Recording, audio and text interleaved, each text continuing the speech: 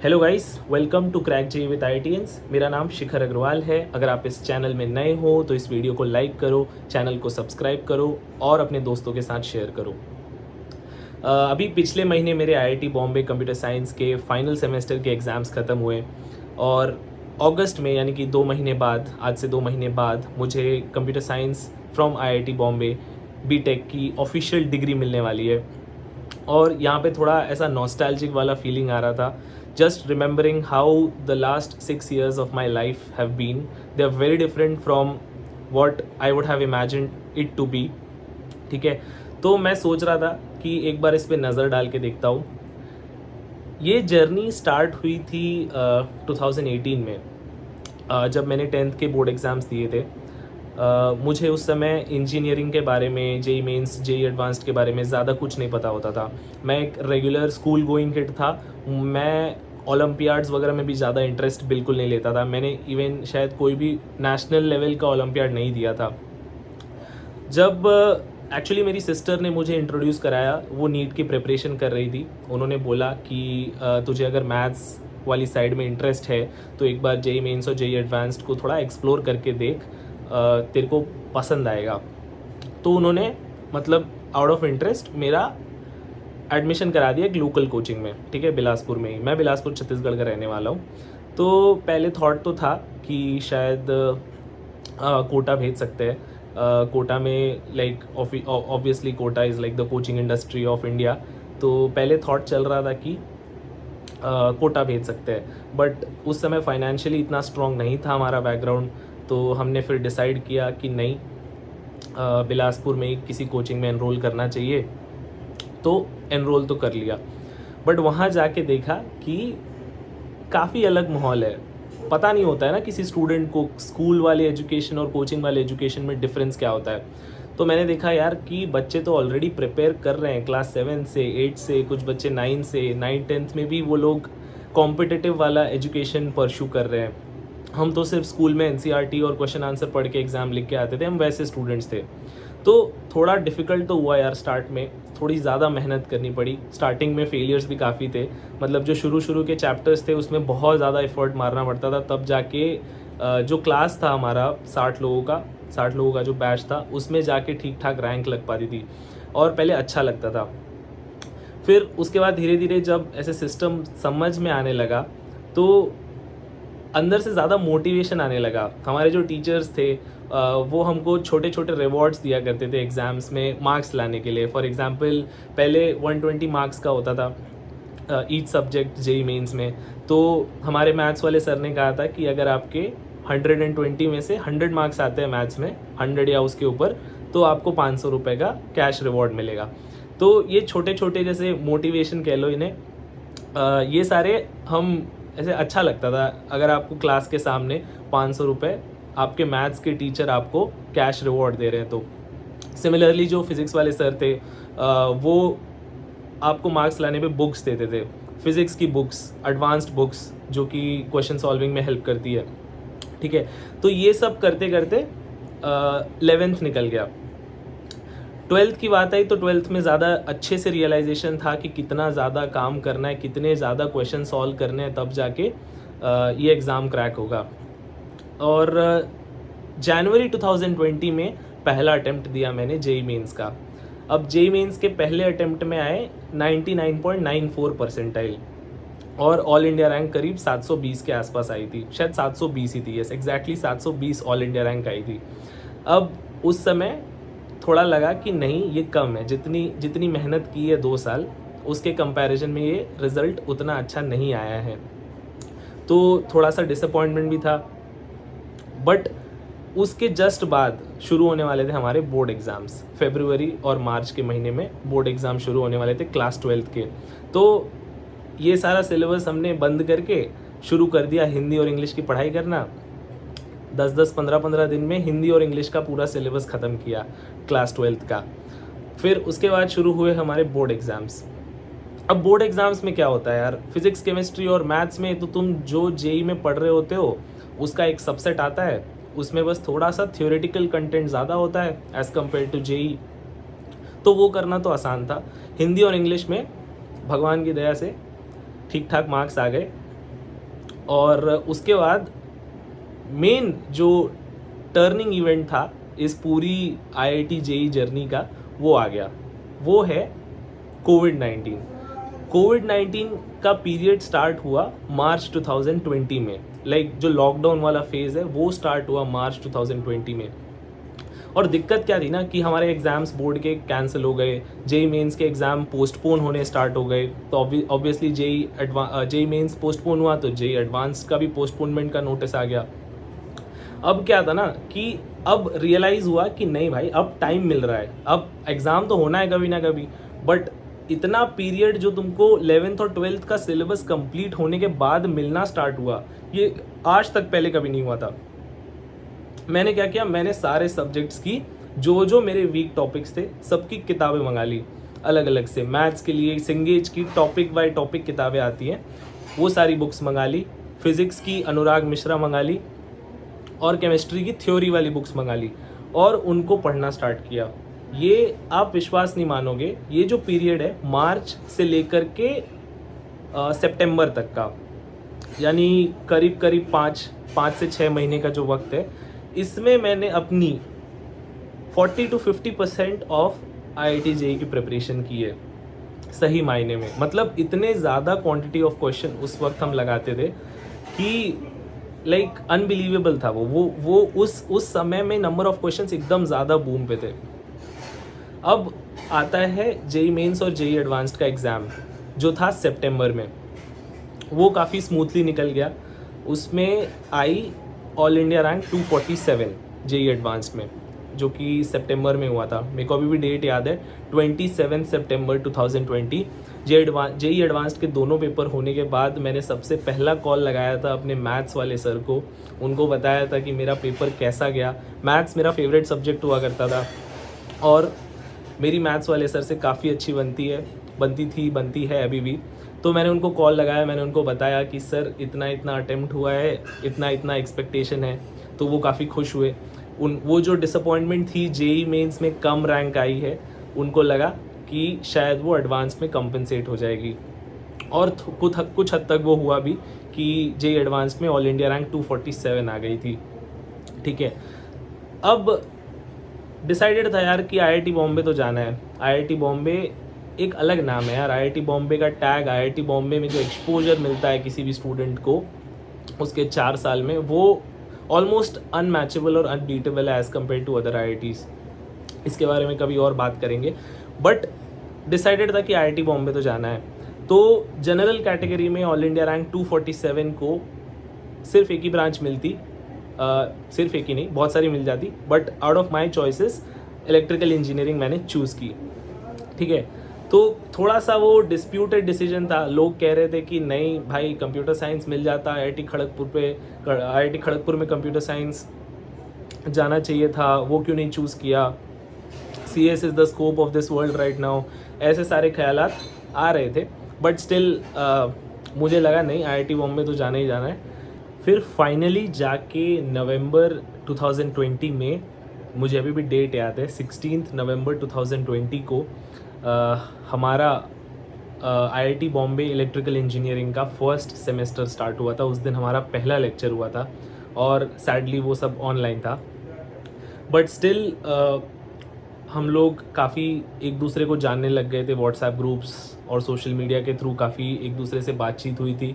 उसी दौरान मुझे पता चला था कि मेरा जो रूममेट होने वाला है, यानी कि जब हम कॉलेज जाएंगे उसके बाद जो रूममेट होगा, उसका नाम मुझे पता चला, वह निशांत ठाकरे था। वही निशांत ठाकरे जिसके आप वीडियोस इस चैनल पे देखते होंगे। तो हम दोनों की उस समय फिर दोस्ती हुई। फर्स्ट सेमेस्टर काफ़ी एवरेज सा रहा, मतलब उतना ज़्यादा अच्छा भी नहीं था, उतना ज़्यादा ख़राब भी नहीं था। चीज़ों को समझ रहे थे कि IIT में पढ़ाई करनी कैसे होती है, लोग कैसे पढ़ाई करते हैं। जो मेजर डिफरेंस होता है IIT की पढ़ाई में और जेई की पढ़ाई में, वो ये है कि यहाँ पे थोड़ा आपको लोगों को साथ में लेके चलना होता है, यानी कि आपको लोगों से बातचीत करनी होती है, डिस्कस करना होता है, क्योंकि हर चीज़ आप अपने प्रोफेसर के पास जाके नहीं पूछ सकते हैं। तो आपका जो फ्रेंड सर्कल है उसमें आप चीज़ें डिस्कस करते हैं एंड कोट कभी कभी ग्रुप स्टडी करते हैं। ठीक है, तो वो सब करने के बाद हमें धीरे धीरे आइडिया लगने लगा कि यार आईआईटी के सेमेस्टर्स की पढ़ाई कैसे करनी है। जो नया सिस्टम था, mid semester exam, end semester exam, रात रात भर जाके पढ़ना, ये सब चीज़ें अब थोड़ी नॉर्मल होने लगी। उसके बाद मुझे जाकर के पता चला, ये था कि मैं इलेक्ट्रिकल इंजीनियरिंग का फर्स्ट ईयर की पढ़ाई कर रहा था। But most of the colleges में होता है कि फर्स्ट ईयर का engineering is almost same for every branch, ठीक है।